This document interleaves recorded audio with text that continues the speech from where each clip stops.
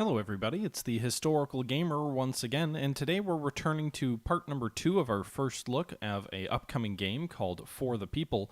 This game comes out on August 13th on Steam. It's developed by Brezik Studio and published by 101XP. It's an interesting game that puts you in the shoes of a very young mayor of a sort of industrial town in a fictional communist country that is very similar to the USSR in sort of the late period of the USSR. Things are starting to go badly. I think it's supposed to be like the 1980s in this game, and you're dealing with similar challenges that someone in your position would probably have to deal with, I would imagine anyway. This is it's like a cross between something like We the Revolution and Papers, Please, in sort of my opinion, and it looks really interesting.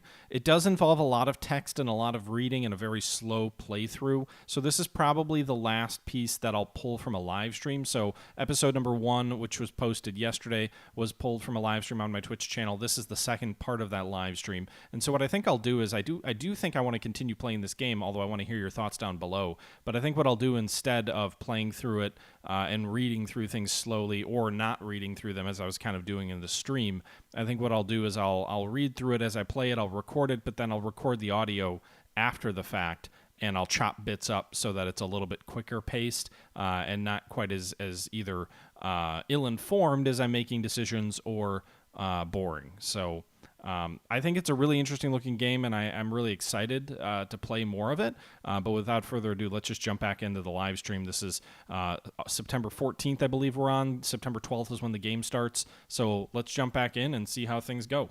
In our first episode, we issued our first orders to agents that are going out to investigate things. We started investigating or ignoring different trivial matters that came to our desk, and we started meeting some of the different members that we're going to interact with as the game continues. But we're still very early on, just a couple days into the gameplay, so let's see how things continue from here. The issue, yeah, you're right. Which one's ringing? The regular phone. Comrade River, Colonel John Chester came to visit you. Invite him in. All right, so this is the head of the police department. The guy who seems to be a model individual. He's got a little bit of a smarm on his face there. Looks kind of like a British police officer to me with these chevrons here. Or not chevrons, epaulette type deals. Take a seat. Would you like a cigarette? Obviously, he accepted. Much obliged, and it's cozy here, not like the office I got. No posters, no handbooks, no regulations. I always thought that it was only like that in the Army. I mean, I sympathize. Yep, but you're the one who deserves sympathy here. Why do you think so? You were assigned to a real nest of vipers, full of slippery, servile, greedy for benefits proletarians. I'm afraid you're going a bit far. Our country was founded on the principles of defending the proletariat's happiness. Our country was created for the happiness of all people, but Iron One workers want to be happier than the rest, you and I included. Colonel, I hope I'm mistaking in assuming that an important work you want to discuss is just idle reflections of people's happiness. Yeah, you run a tight ship, of course. I remember about it. I was about to get there. How would he know that I run a tight ship? I'm a 26-year-old that has never done anything. Local workers are hogging the covers. Their demands for medical insurance don't take into account the harmonious existence of the other strata of our society. They don't take us into account. The police need the support of the city committee, and if you don't forget us in such a deplorable situation, we in turn won't forget you. So I thought this guy was supposed to be like a model citizen. He seems like a little bit of a self-promoting, ambitious guy here. I think I finally understand what you mean. The things that you're talking about look like the plotting of the counter-revolutionaries. I can promise you full support of the city committee. You need just to call me, and I will do my best to normalize the situation in the city. Comrade Colonel, I'm afraid I don't share your dramatic vision of the situation, at least until I get to know the situation in the city a little better. So if I don't have a protection racket with this guy, I do run the risk of alienating the law enforcement. So I've already kind of built a relationship with my buddy, who's like the head of the KGB type deal. But now I need the support of the police. So this might be a situation where if I have an agreement with him, I can more effectively lock down control for a time, but could also lead to a spiraling escalatory situation where eventually they just get sick of me and overthrow me. And I can only keep them down so long. I think for now, though, I will say that we'll align with the police officer. That seems like the right approach if we're in a totalitarian state, which this seems to be.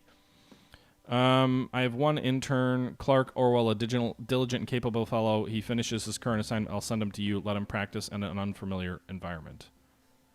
Okay. Yep, we're paying off people running protection rackets within the city. That's what we do. Any news on the newspaper here? No, this is still yesterday's newspaper. No more phone calls. The agent talked to the head of the waste collection department and his subordinates, trying to get a clear picture of their suspicions. Unfortunately, the agent did not learn anything beneficial. There's a possibility that the reason for this, the inefficiency of your actions, made it impossible to delay the investigation any further. Now, Comrade Cooper, who isn't competent enough not to waste his attention on such trifles, will have to deal this matter. Think about it, Comrade River. Huh? So basically, I sent a bad agent to do the job. Crap. All right, apparently there's resources along the top here, which I didn't notice before. I don't know what these different resources represent. It doesn't tell me when I hover over them. You'd think you'd get like a tooltip. I also don't know what this icon down here in the miners district means. Maybe it means there's police brutality going on. Or what is this? Like, oh, this is a lack of medical supplies. So we have 0 and we need 2. Meanwhile, I'm guessing this is wheat. We have 10, we need 4. I'm not sure what this is. 18, we have... So we're short on oil as well. So we're short on both oil and medical supplies.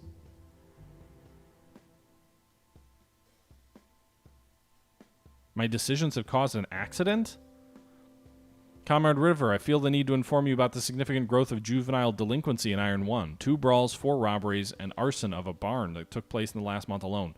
Witnesses reported that the offenders were teenagers, supposedly 15 to 18 years old. They commit a crime and then rapidly escape, perhaps too rapidly. This is much bigger than usual showdowns typical for Iron 1 streets. Even worse, this crime wave is increasing. We have an assumption based on the gathered information. A youth gang allegedly called the Thug Bug is behind most of the incidents. The name is so weird that it just might be real. Of course, we do our best to eliminate this problem, but you'll need your help will speed up the process significantly. That's why I ask for your permission to create extra voluntary support squads for the Integrity Division and want you to finance them. He wants me to give him basically money for like a private army. I do walk the same streets. We must help, or I can't, Comrade Chester. Handle some children? Can't Comrade Chester handle some children? I expected better of him. Yeah, that's what I'm going to respond. I'm not creating police to crack down on youth violence. Huh. Nobody is happy about that. Well, beside the young criminals. Whoops. There's an epidemic? It seems like a common cold, cough, high temperature, and malaise, but the illness is much more serious. Patients have severe complications. The high contagiousness of the new infection has led to dwindling resources of the city's hospital, and the distribution of remaining drugs is strictly controlled. The situation is worse in poor districts as the residents don't have connections to receive treatment. If the situation grows out of control, this epidemic will engulf the whole city. It will be a catastrophe. Solve the problem, spending... I don't have anything to spend. How do I get medical supplies? I guess I have to let the epidemic stay in this district. Vegetable warehouse. An inspection conducted by the Regional Economic Commission has shown that several tons of agricultural products per month disappear from the vegetable warehouse in the Basar district. We need to see what's going on there. They need seasonal workers, right? We need to put some eyes on the vegetable warehouse. If something suspicious is happening, they'll find out about it. Unusual problems require unusual solutions. We need to catch a worker from the vegetable warehouse and beat everything we need out of him. Wow, that would be a little bit aggressive. Seasonal workers, eh? What is the... Scrappy temper participated in street fights on multiple occasions, which got him locked up for a couple of days and reprimanded at the plant. Does not drink. good physical daily exercise, moderate smoker.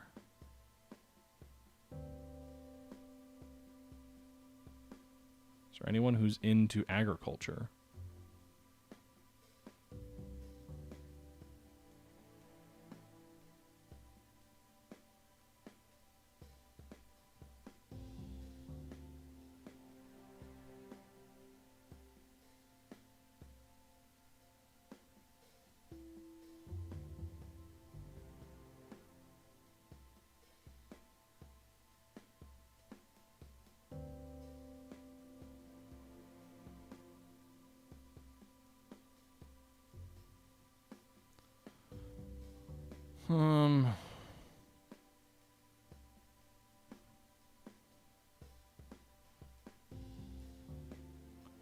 We'll see if that works. All right, so we still have the epidemic situation, but I don't have any way to solve it right now. I don't have any medicine to spend. Maybe we'll get some options in this section here.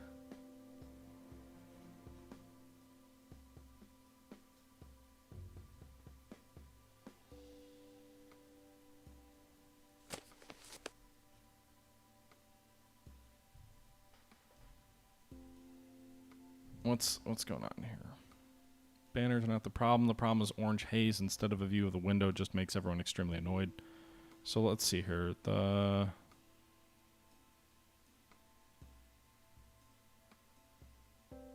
they're blocking the windows.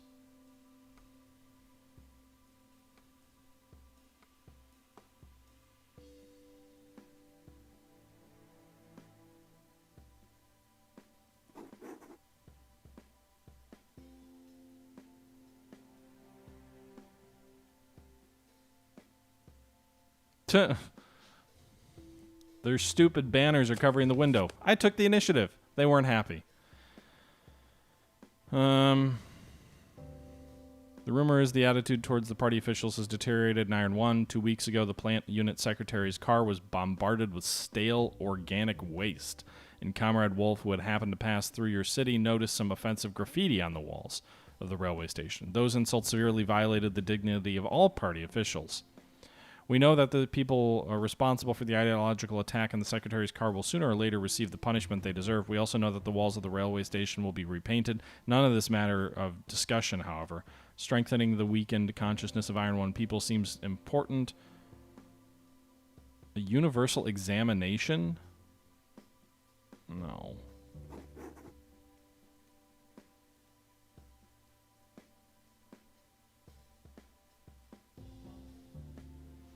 Okay. Stale organic waste. No!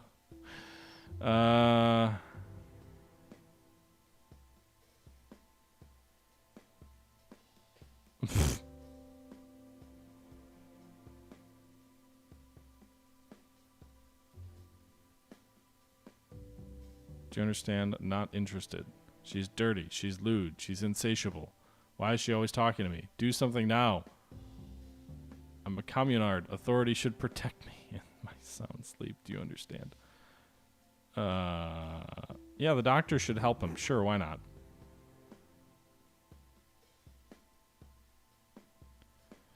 I don't know if that means the doctors will actually harm him. So basically, this guy wants to start a new class for like film or whatnot. I look pretty good on film. You eagerly supported Gloria Ridley's ideas. With your help, the residents of Iron 1 are enthusiastically exploring the working principles of 3 old motion picture cameras written off from the film studio in the Capitol. I mean, that might make it easier for them to get Western propaganda, I suppose. Meanwhile, apparently my percentage went down from 80 to 60, so that's not good. You have a letter from Paul Trouto. I think he's already heard this name somewhere.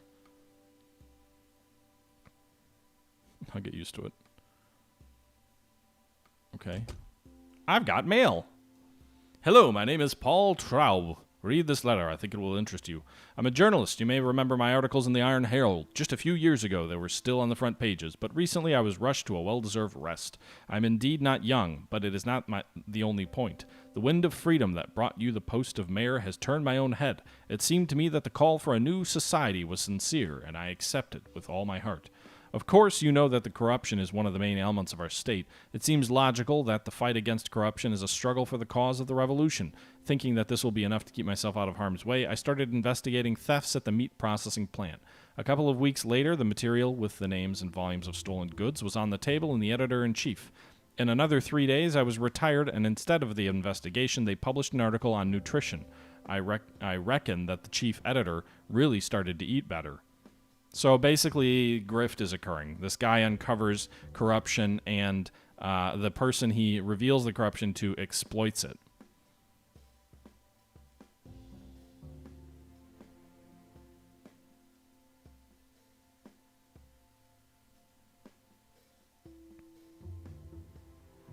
The old fools are slow learners, and I'm not into playing dominoes. Therefore, I'm going to continue my activity. Of course, they won't publish my works. The police will just laugh, and that's at best.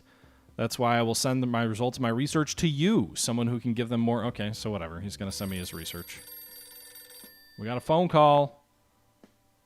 Rivers on the line. This is Jack Chester, head of Klaus Wolfram Metallurgical Plant. Good to meet you. I'm so glad. Congratulations on your appointment as the head of the city committee. Can you spare a minute? Certainly, go ahead. I got a call from the regional committee. They asked me to convey that you're the head of our glorious city. Now you need to speak to the workers of the plant. Apparently, they decided to contact me directly so that I could immediately take on the organization.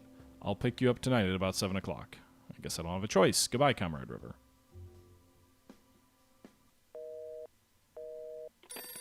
Another phone call from the party line. Francis, why did you allow a shortage of essential medication? Do you want to spark an epidemic? Do not shift responsibilities. Fighting emergency situations is the responsibility of the city committee, as well as providing the city with everything necessary to do your job, which is frankly you aren't doing very well right now. Great. You also have no idea about the specifics of transport and logistics systems in advanced developing regions. What specifics? They didn't warn me about anything like this, neither at the university nor on the ground. Don't waste time on excuses. Just listen and remember well. Iron 1 is an essential link in the production chain of the entire region. The products of the metallurgical plant should be distributed daily on a basis based on the actual needs of the other cities, which in turn provide Iron 1 with everything it needs. If you have a shortage of any resources, then you are the only one who must ensure their supply through a barter system. Have all hands on deck at the plant if necessary. Sounds a lot like capitalism. I wouldn't criticize the party if I was you.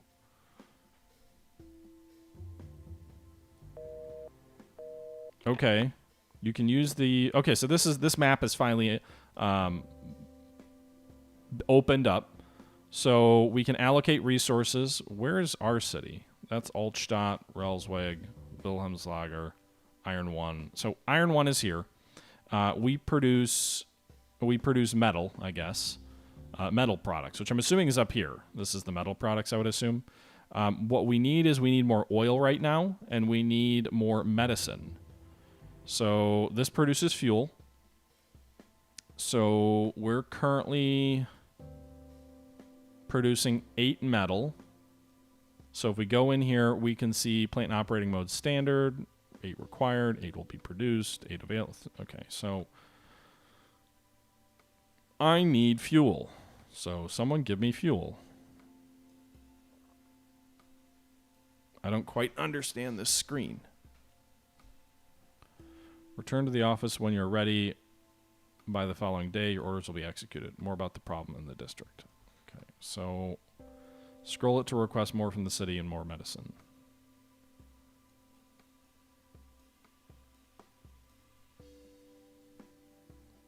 The plant needs more metal products now. Organize the delivery, or your neighbors will have problems. So I'm gonna send the metal, I guess.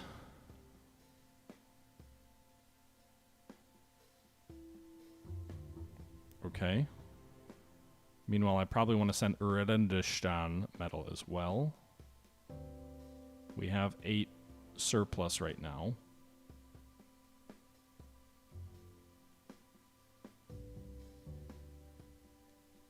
We probably don't need... There's no way it's either operating mode, I'm assuming means turning like making them work overtime, which I don't want to do if I don't have to. But it doesn't look like I have a choice.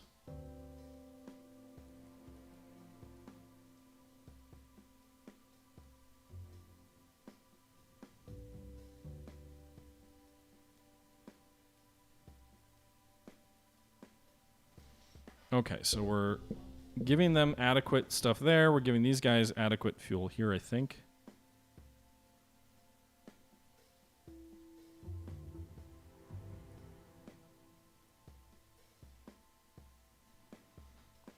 All right, so we're giving 9 metal away.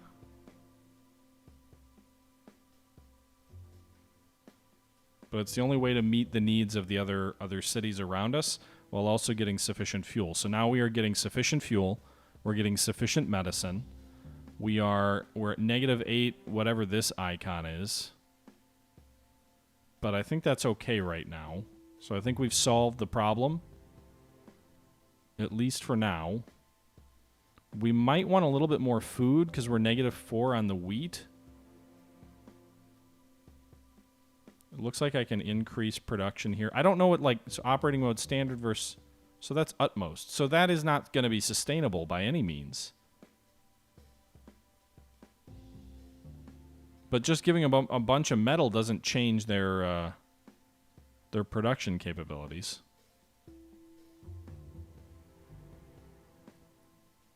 So we'll have to, like, go from intensive to not intensive to intensive to not intensive by the looks of it. +8, +0, +2. So we need a little bit more of this from Altstadt. Looks like they don't need any metal from us.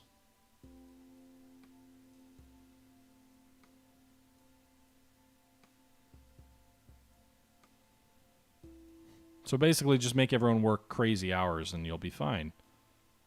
It's the Soviet Union. Everything's grand and glorious.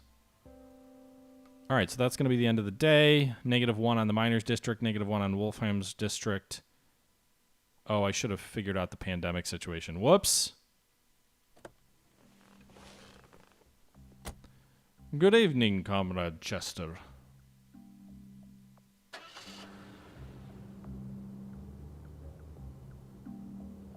Yes, it's indeed a great evening, Comrade, head of the city committee. How do you feel about your new post?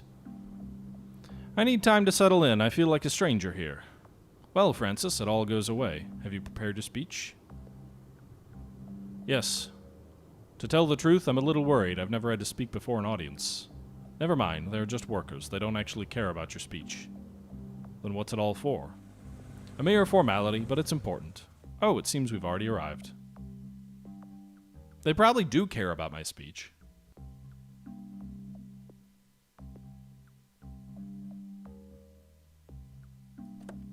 We'll get out of the car.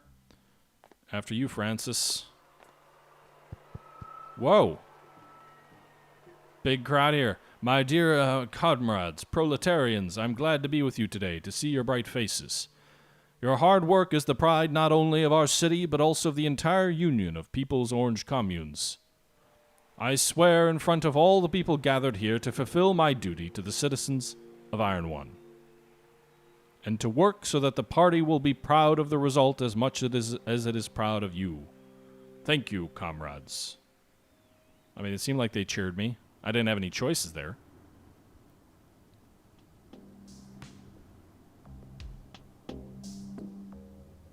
Comrade River, I need to talk to you urgently. Who is this Walter Weissy? And you are? My name is Walter Weissy. I represent the Workers' Union. Nice to meet you. Nice to meet you, too. Comrade River, we have a difficult situation at the plant. It is caused by the medical insurance reform. What do you think so? Your predecessor, Comrade Lebowski, never gave us an answer. This is my third day here, Comrade Weissy. And that is why we decided to meet you personally. We ask you to review the reform.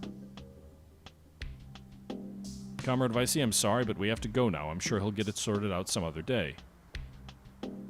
Can I make a decision to stay and talk to him? Oh, he's taking me away. They're taking me away from the people. My people. Don't you dare try and shield me from the will of the people. I protect them. It's my job. The glorious revolution must never die. And it can only do that if the people have a voice to theirs truly, their leader, their glorious leader, me.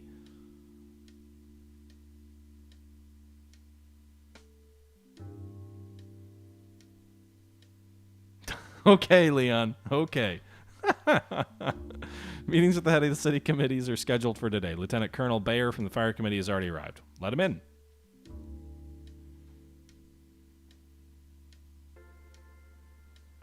Are you saying I'm Leon Trotsky? Because you're Dora the Exploder. Good morning to you, Lieutenant Colonel. In order to waste neither your nor my time, I'll get straight to the point. Firefighters in our city are in acute need of practically everything.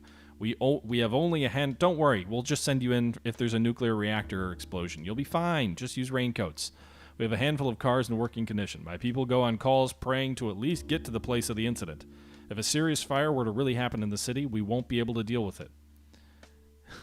Backdraft, I was thinking more Chernobyl, but in any event. We'll be lucky if we can't contain it. We barely have enough money for salaries and social guarantees. I hope I've convinced the seriousness of the situation enough and you will take into account when allocating the budget. I really hope that I'll be able to help you, but you must understand that I have to hear everyone else out as well as have a clear picture of the situation in the city. The situation in the city? The situation that we have is one of our largest metallurgical plants in the country, and its equipment wear and tear does nothing to reduce the risk of fire. I won't be able to cope with a fire in such a huge, decrepit building. You're a man from far away, but I think you're able to assess the scale of the disaster if this whole city would suddenly find itself out of work. So, yeah, massive industrial fire. That feels very Soviet Union-esque. I share your concern, but the situation is complicated for more than just yourself, so I cannot give you any premature promises. Copy that. I'll wait for your final decision. Goodbye, Comrade River. Goodbye, Comrade Bayer. All of these people just harassing me for favors and money and goods. What can't they do on their own? Carl, back off. The chief doctor of the first city hospital is waiting for you. Let him in. I haven't dealt with the pandemic yet in our territory, so that might have been a mistake by me. You can call me Carl. I really don't like all these formalities. Excuse me, Comrade Bacot, but I'm probably young enough to be your son. Well, as you wish. I hope we'll be able to overcome these prejudices in the future.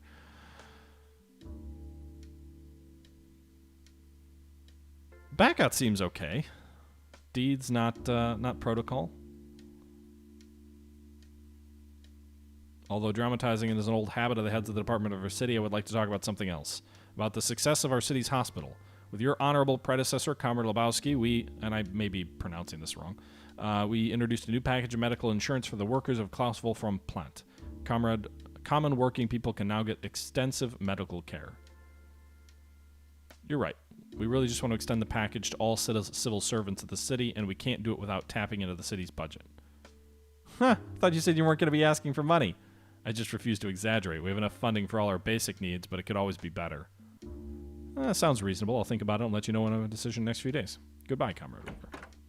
So this is obviously going to be the kind of thing where I've got to start balancing the needs and the wishes and the ambitions of all of these different folks who are going to be coming into the office that we have to deal with. My God, there's no end to them. Tell her I'm out for lunch. It will be done. Okay.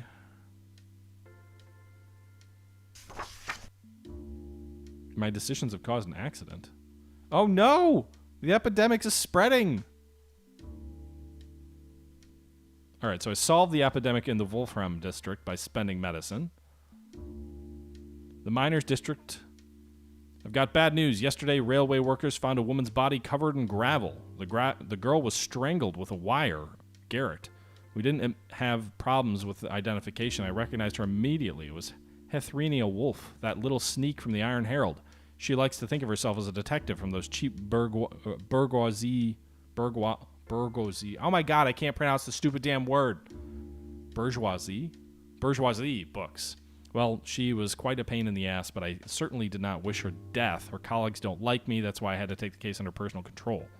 We dug up everything we need in less than a day. Henrietta, though another investigation has just occurred to her right about juvenile delinquency. No wonder it is finished with a noose. God damn.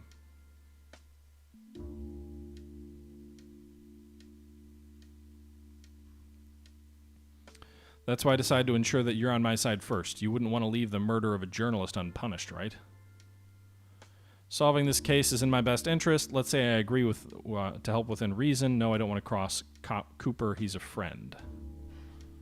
So the police chief. Let's say I'll help within reason. I'll hedge my bets.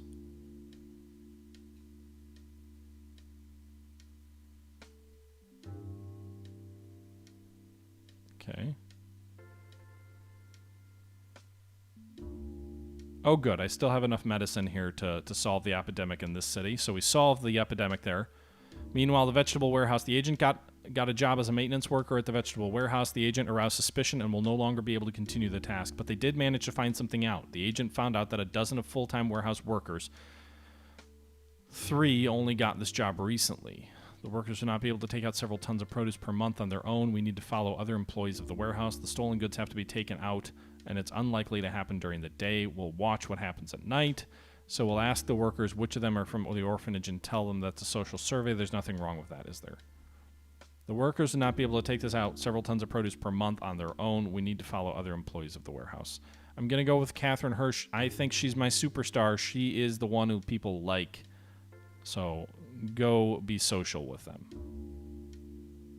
Meanwhile, we've got an oil and a medicine shortage again today. I'm not sure how we solve that. We're already producing maximum amounts of oil.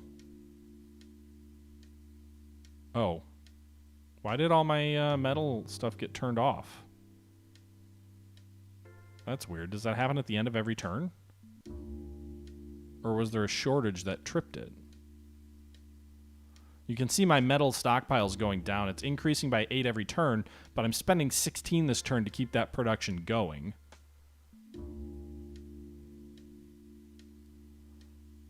Let's drop whatever this is at Altstadt down. And then we'll also drop the production of the wheat over at Wilhelmslager down. We gained 4 more wheat this turn, so if I turn it off back to normal mode, it'll bring us back to where we were at the start of last turn. It'll also save me some of that metal. Is there any way to produce this stuff without... just by, like, giving him more metal? No. I hate that I've got to, like, work him to death, basically.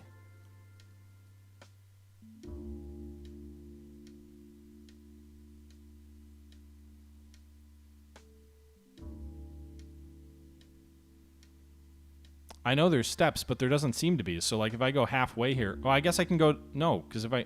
yeah, if I try and go to... there's only one slider here. It's either all the way to the right or all the way to the left. If I try and put it in the middle, it goes to one or the other.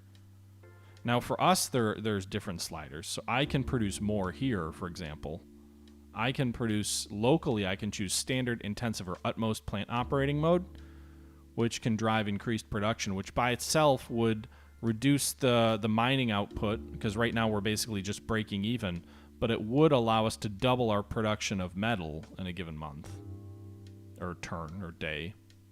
But I think if the plant is already a fire risk, I'll rather have the other cities working at higher operating modes than me for the time being. I can always do it for like a turn to get back a bunch of metal, so that we don't, if we get 16 here, we spend 16 here, we're netting out even. So there won't be a reduction, but I've still got more than 5 more turns worth of metal here, so I think we can leave it as is for 1 more turn. I mean, it'll be fine for a couple turns. The problem is going to be what happens after that. But we did just spend a bunch of medicine to deal with the recent epidemics in those 2 portions of the city, so we did solve that. And I'd like to build up a little bit of a surplus of oil so then we can cut production down a little bit and use through our stocks. So we've balanced the budget there. Paul Traub.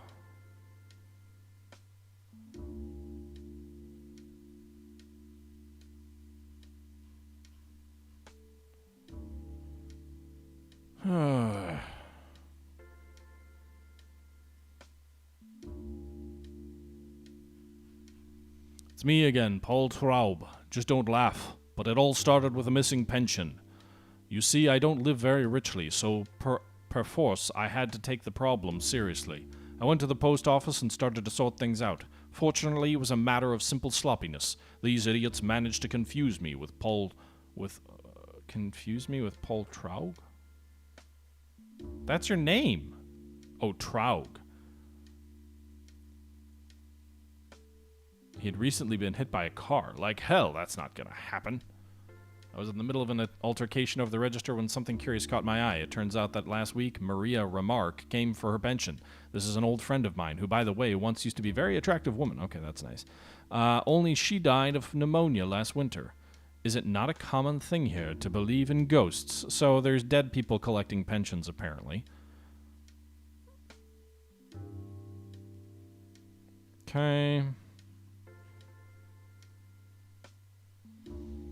I ask you to check one of the following communards. Richard Holbach, Anna Kent, Richard Holbach, and Anna Kent. Let's check both of them out. None of the defendants in Traub's investigation escaped your suspicions. However, the inspection showed that only Angela Hopfen and Anna Kent were involved in the corruption scheme. Now the two will go to trial. Richard Holbach continues to work at the post office. Okay. So that was the right choice, I think. Although maybe it used resources that would have been better spent elsewhere. We also still have a few decisions to make for the rest of the day. So we have Fred, I want to ask you about something important for me, that is. The entire life I've been working as a postman. Well, it's just happens that I never enjoyed studying. Okay. Your name is Fred.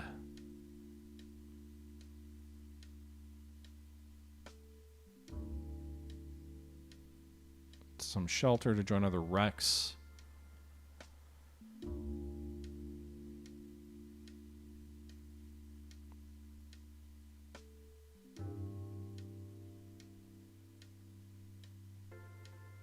Could I perhaps get prescribed with some sort of a sitter so that I don't die while I recover? I promise I'll get well soon and never lose letters. Just don't send me to this shelter. I really don't want to go there. Sorry to distract me from important matters, but nobody else answers me. So they're going to send him to the shelter or something where he'll die, probably? I'm assuming the shelter isn't much of a shelter.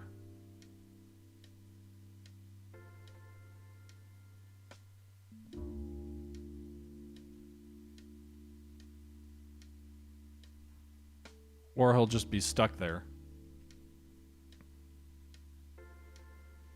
We'll help Fred and everyone else who find themselves in similar position in any way we can. This poor man will receive a social worker, re-employment guarantee, and a financial compensation.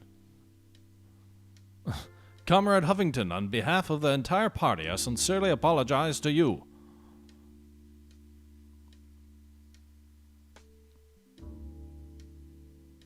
We need to let people recover. We need to make sure that they are working efficiently for the state, and so we'll spend a little bit of money to do that.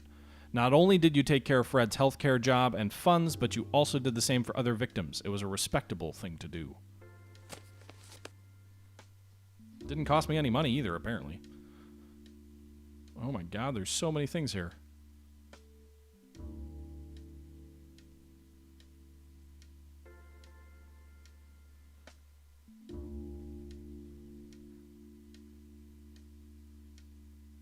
What's due? Your family's been queuing for extended living accommodations for several years. We've been waiting for so much. Now I'm waiting alone. I'm sorry, Comrade River. I will not stutter anymore. We, as a multi-child family, we supposed to have an apartment with electric heating plates, and now it turns out that we're to receive some garret in a building with long gas pipes extended right through the corridors. This is very, very dangerous. The smallest hole is enough to blow the whole building to bits and pieces. As you might know, people are drying their clothes on these corridors. All the water dripping directly on the pipes. I know who's to blame. It's Marco Volkman, a chairman of the district executive committee. He and Wally used to hate each other. They had a history together, and I don't know exactly what happened. Poor woman, I'll make sure she gets everything she's supposed to get. Others would enjoy a home with any kind of heating plates, but this one apparently has standards. So is she supposed to get this apartment or not? Check the papers. You refused to pick a side and instructed to check Maureen Moore's rights for the extended living accommodation she requests. You believe it will help restore justice. Yeah, I'm not just going to give you what you ask for. I understand there may be some feud between your late husband and whatnot, but I'll at least have to look into it to see if you're even warranted the place. Listen, I may be sympathetic, but I'm also not. I'm not a mark here. We'd like to inform you that the upcoming Sweet and Steel Day demonstration is intended to be the largest in a 6-year period. In addition to the traditional march, a massive art performance of the school and technical school students about the heroic youth of the Comrade Steel is planned. Of course, the performance must be perfect. The tiniest imperfection can be the cause of speculations about deliberate ideological diversions. This is not a desirable outcome. It's quite obvious that one needs to allocate sufficient time for the rehearsals to avoid trouble. However, irresponsible teachers and professors refuse to give the students enough time to rehearse on a regular basis. They're making demagogical excuses, saying things about curricula, blah, blah, blah. So the children should be studying and not prancing around the amusement of regional big shots. I hope it will be explained to the region, at least on the educational aspect. This is an extreme case of imprudence, so what payments for the educational staff can be cut. Oh no, that made me less popular. It dropped by 20 from 60 to 40. The party's attitude toward your actions in case of too low values, the party will think about replacement. The kids should be studying, not prancing around for propaganda pieces. I'm the acting director of the circus, and I'm writing to you. What? Oh, just kidding. In fact, we have less and less reasons to tell jokes these days. We have no money left at all, which in turn means there's no new performances. Without performances, the audience loses interest. Who wants to look at the same old Maggie monkey? Okay, so you want money for the circus?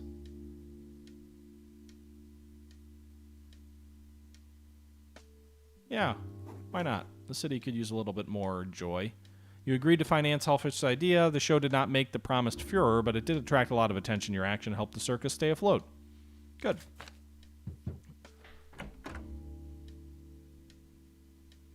Hey, lunch.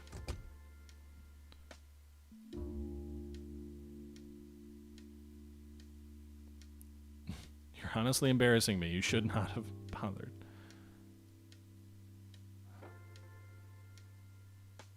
By the way, you must be head over heels and work all day. You can take a day off tomorrow. I'll think it over. Okay.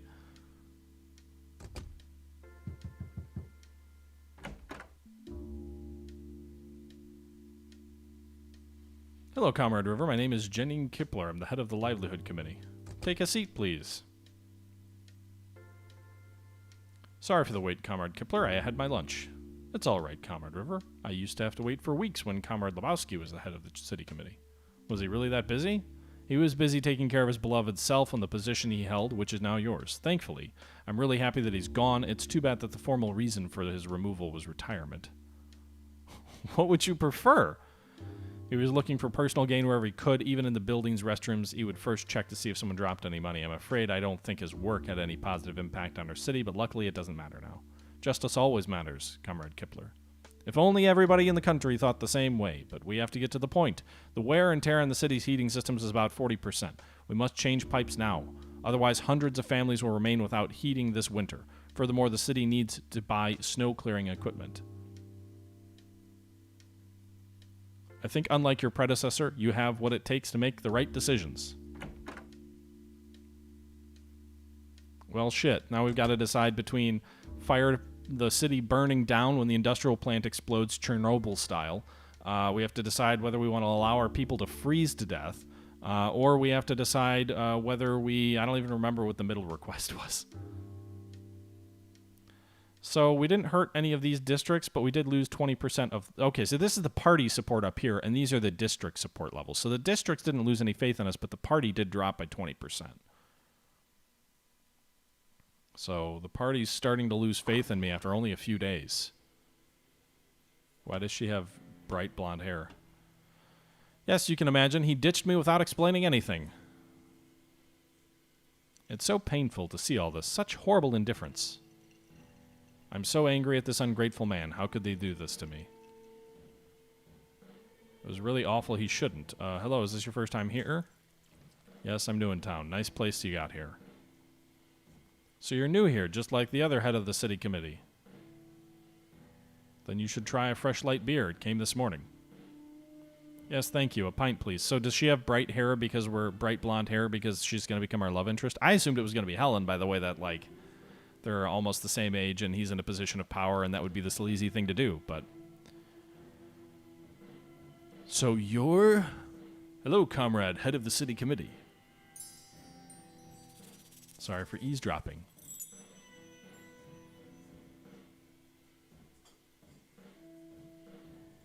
I've always thought only the elderly can take up leadership positions.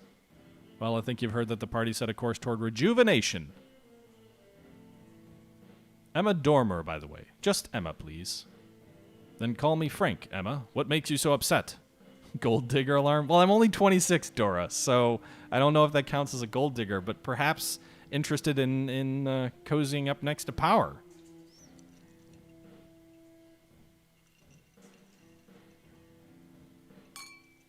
And I believe I was engaged and my wife left me or something like that, or my fiance left me, or we were about to get married and she broke up with me a year ago, according to the story.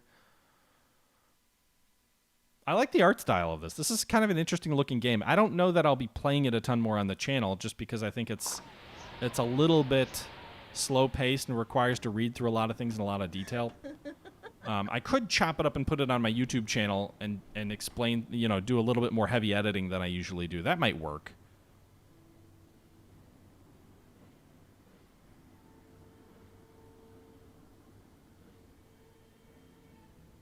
So I'm going to meet her tomorrow, okay? After work, I would assume. Friday, September 16th. Didn't I tell Helen to take the day off? She's still here. What's she doing? I suppose you decided you don't need a day off.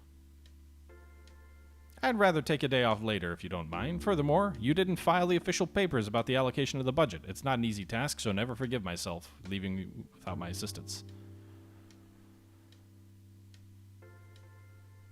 It's about the allocation of the budget.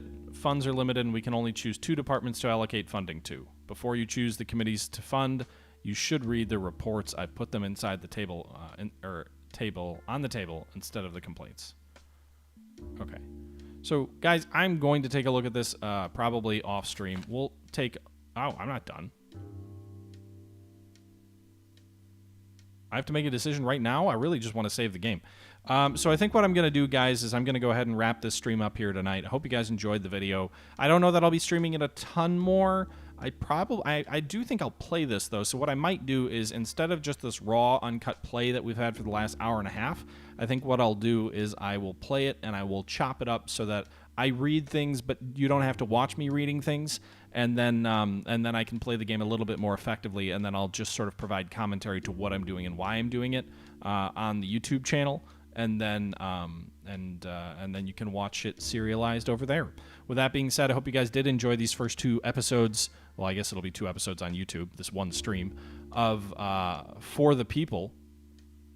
And this is an upcoming sort of RPG-type strategy game that's coming to Steam on August 13th. It will be... it's being developed by Brezig Studio. It's being published by 101 XP. And it has a little bit of a feeling of We the Revolution mixed in a communist, late communist sort of Soviet Union type country. I think it's cool. I think it's probably a little too early to have an opinion on it. I've only played for 90 minutes, but I do think that this has a lot that's promising behind it. So we'll see how this plays out. Until next time, this is the Historical Gamer saying once again, thank you very much for watching. And until next time, I'm out.